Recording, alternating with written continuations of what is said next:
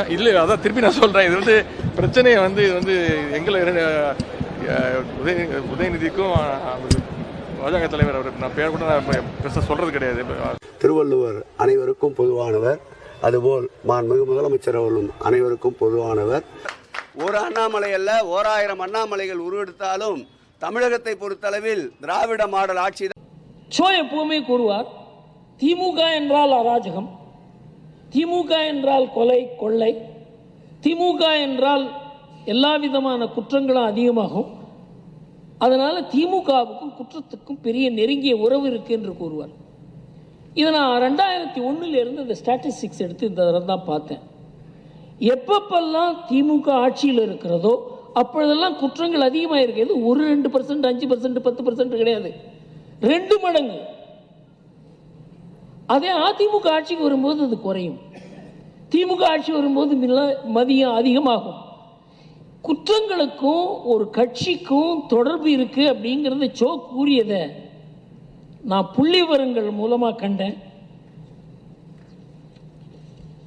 அடுத்தது இந்த போதைப் பொருள்கள். போதையில்லா தமிழகத்தை உருவாக்குவோம் என்பது இன்னொரு பித்தலாட்டம்.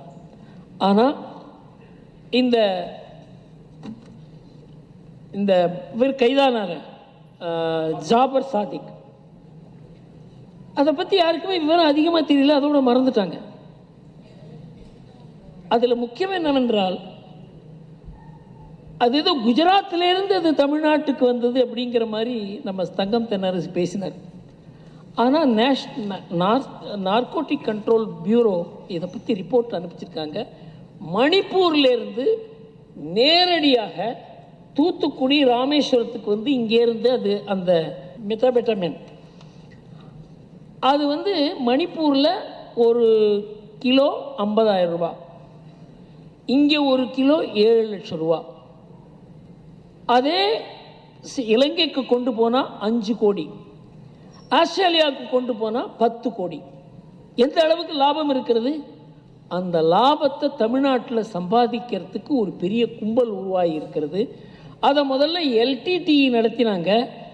எல்டிடிஇ அழிந்து போன பிறகு அதை கையில் எடுத்திருப்பது இஸ்லாமிய தீவிரவாதிகள், அவர்கள் மூலமாகத்தான் இது நடக்கிறது.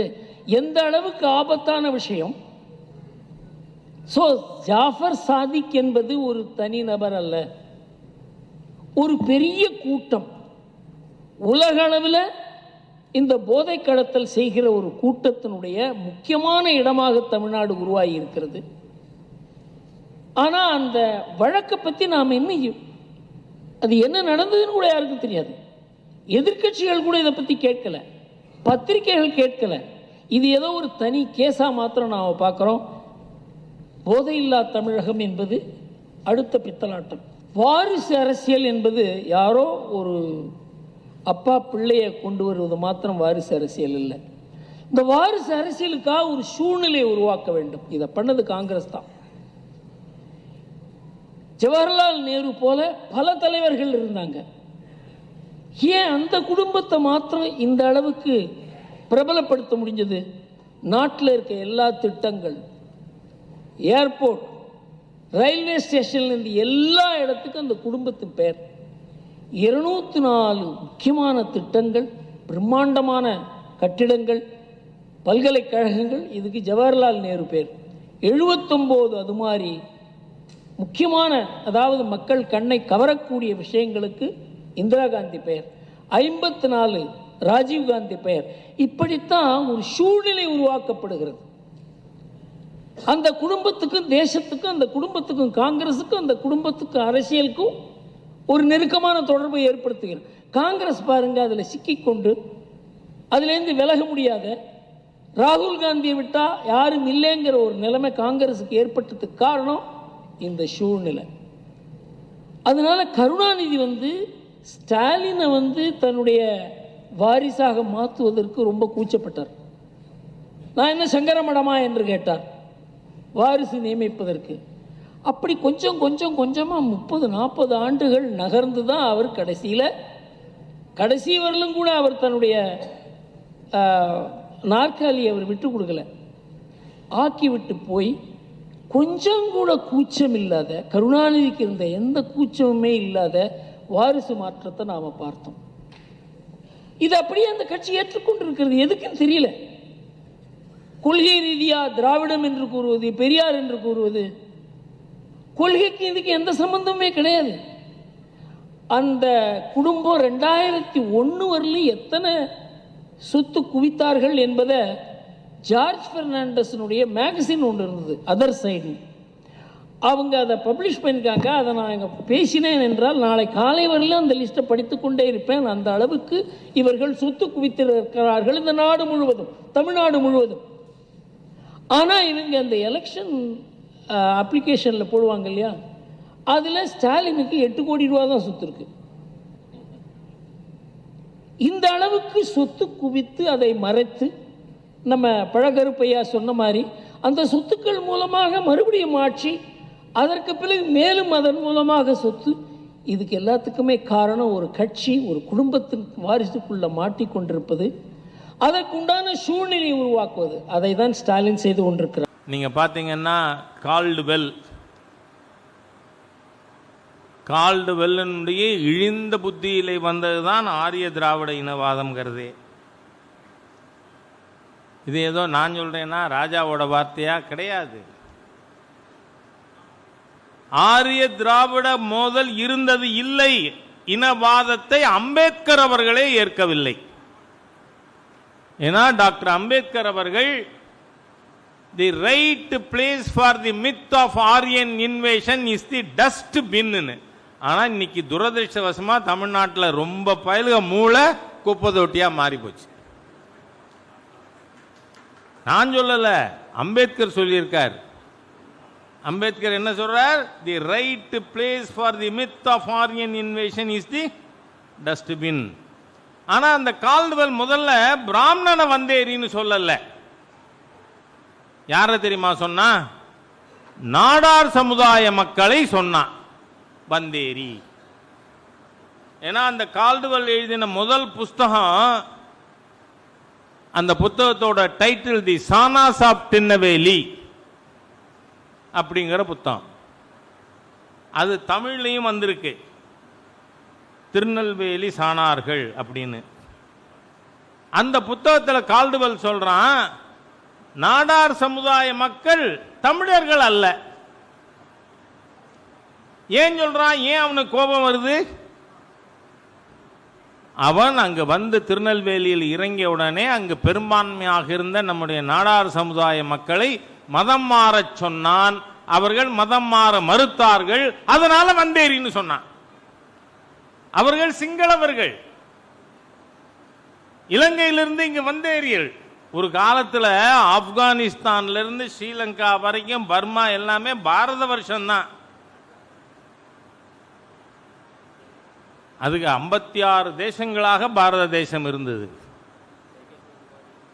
ஆக கால்டுவெல் முதல்ல நாடார் சமுதாய மக்களை வந்தேரிகள்னு ஏன் புஸ்தகம் போட்டான்? 70 பக்க புஸ்தகம். அந்த புஸ்தகம் மார்க்கெட்டில் கிடைக்கலன்னு ஜெராக்ஸ் எடுத்து வச்சிருக்கேன். அந்த புஸ்தகத்தை வாங்கினதே நான் அர்ஜுன் சம்பத்லேருந்து வாங்கினது தான். அவர்கிட்ட ஒரு புக்கு இருந்தது, அதுக்கு காப்பி ஜெராக்ஸ் எடுத்து வச்சிருக்கேன் நான். ஆக இவர்கள் கிறிஸ்தவ மிஷனரிகள் இங்கு இருந்த நம்முடைய கிராம மக்களை மதம் மாற்றுவதற்காக அவர்கள் யாரை கேட்டு மாறுறேன்னு சொன்னாங்களோ அவன் பேரை கெடுத்து போடுவோம். நீங்க பார்த்தா நான் கால்டுவெல்லோட புத்தகத்தை சொன்னேனே, அப்போ பிரிட்டிஷ் ஒருத்தன் கேஸ் போடுறான், எங்களை பத்தி இந்த மாதிரி தப்பா பேசிவிட்டார் கால்டுவெல்னு. கேஸ் நடக்குது. அப்போ நாடார் சமுதாய மக்களுக்காக கோர்ட் ஏறி உண்மையை சொன்னது யார் தெரியுமா? தில்லைவாழ் அந்தணர்கள். தில்லைவாழ் அந்தணர்கள் கோர்ட்டில் ஏறி அவங்க சொல்றாங்க, நாடார் சமுதாய மக்கள் இந்தியர்கள், தமிழர்கள், இந்துக்கள், நாங்கள் ஒவ்வொரு ஐந்தாண்டும் தில்லையிலிருந்து திருநெல்வேலிக்கு வந்து இங்க இருக்கின்ற நாடார் பெருமக்களுக்கு சிவதீட்சை கொடுப்போம். அதனால அவர்கள் எங்கிருந்தோ வந்த சிங்களவர்கள் அல்ல அப்படின்னு கோர்ட்டில் வந்து சிதம்பரம் தீட்சிதர்கள் தான் சாட்சி சொன்னதே. அப்போ இந்த மாதிரியாக ஒற்றுமையோடு இணக்கமாக வாழ்ந்து கொண்டு இருந்த ஒரு சமுதாயத்தில் இவனை பூரா புதுசு புதுசாக கரடியை விட்டு, தமிழ் தெரியாதான் பிராமணனுக்கு, இவன் என்னையவே பீகாரின்னு சொல்கிறான், அது வேற. ஏன்னா முட்டாளுக மட்டும் இல்லை, முட்டாளுக்கு பிறந்தவன் தான். ஏன்னா காரைக்குடியில் 69 ஈவேரா பேசி நான் கேட்டிருக்கேன், நமக்கு முட்டா புசுங்க தான் வேணும். உடனே எழுத்தாப்பில் இருக்கிற எல்லா முட்டாளும் கைதட்டுவான். எனக்கு நாயும் ஒன்று நீயும் ஒன்றுன்னு அந்த ஆள், எழுத்தாப்பில் இருக்கிற நாயெல்லாம் கைதட்டியும். தமிழ்நாட்டுக்கு மிகப்பெரிய சாபக்கேடு இந்த கால்டுவெல், அட்வென்ட் ஆஃப் கால்டுவெல். நீங்கள் பார்த்தீங்கன்னா எங்கள் காரைக்குடியில் இந்த திருமணம் கடந்த உறவுக்கு ஆத்தர் ஒருத்தர் உண்டு. பேர் என்ன? சுபவி. அந்த ஆள் ஒரு தரம் சொன்னான், நாங்கள் ஏன் தீபாவளிக்கு வாழ்த்து சொல்றதில்லை தெரியுமா, தீபாவளி பண்டிகை பற்றி கால்டுவெல் எதுவுமே சொல்லலேன்னு. அட பாவிகளா, கால்டுவெல் பிறந்துதான் இவங்களுக்கு தமிழன்னு பேரே வச்சான்னு நினைச்சுன்றானுங்க. ஆகவே இந்த கிறிஸ்தவ மிஷினரிகள், ஒருவன் மதம் மாறிட்டா அவன் ஹிந்து மதத்தில் எந்த பிரிவையும் பேச முடியாது, மதம் மாறினதுனால பேசுறான்டா அப்படின்னு சொல்லுவாங்க. அதனால பாதிரியார்கள், தி கிறிஸ்டியன் மிஷினரிஸ், இந்த நீதி கட்சி மற்றும் திராவிட இயக்கத்தை அவங்க கேப்சர் பண்ணி, இவன் ஹிந்து சமுதாயத்தில் நீங்க பிராமணர்களை பற்றி இழிவா பேசணும். ஏன்னா இது எத்தனை வருஷமா இருக்கு, யாரு எங்கேருந்தோ வந்தானா, கைபர் போலன் கணவாய் வழியாக எங்கடா இருக்கு, என்னைக்கு வந்தான், அவன் டேட் ஆஃப் இன்வேஷன் என்ன. இப்ப பானிபட்டு யுத்தம்னு சொன்னோம்னா என்னைக்கு நடந்தது, எங்க நடந்தது, பிளாசி போர் என்னைக்கு நடந்தது, எங்க நடந்தது சொல்றோம்ல, இது எங்க நடந்தது சொல்லு. ஆகவே இவர்கள் கற்பனையாக, அதனால்தான் டாக்டர் B.R. அம்பேத்கர் அவர்கள் சட்டமேதை என்ன சொல்றாரு, the right place for the myth of Aryan invasion, ஆரிய படையெடுப்பு என்கின்ற கட்டுக்கதை, அதுக்கு சரியான இடம் குப்பை தொட்டி தான். ஆகவே இந்த மாதிரியாக இவர்கள் மதம் மாற்றுவதற்காக இந்து சமுதாயத்திலே பேதங்களை கிறிஸ்தவ மிஷினரிகளின் கைக்கூலிகளாக இங்கே இருக்கிறவன் பேசிட்டு இருக்கான்.